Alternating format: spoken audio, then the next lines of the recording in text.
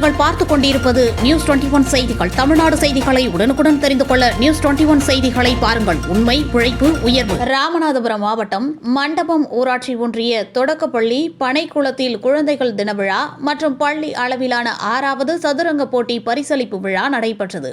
தமிழ்தாய் வாழ்த்துடன் தொடங்கி பின் பள்ளியின் தலைமை ஆசிரியர் முத்துமாரி வரவேற்புரையாற்றினார். ராமநாதபுரம் மாவட்டம் ஆட்சித்தலைவர் குழந்தைகள் தின வாழ்த்துக்கள் தெரிவித்தார். தொடர்ந்து கலை நிகழ்ச்சிகள் நடைபெற்றன. ராமநாதபுரம் மாவட்டம் சதுரங்க கழகம் நடத்திய 24வது மாவட்ட அளவிலான போட்டிகளில் வெற்றி பெற்று வந்த 15 குழந்தைகளுக்கும் பயிற்சியாளர் மணிகண்டன் பனைக்குளம் லெஜண்ட் குரூப் சார்பில் பாராட்டு சான்றிதழ், பதக்கம், பரிசு பொருட்களுடன் வாழ்த்துரையும் வழங்கப்பட்டது.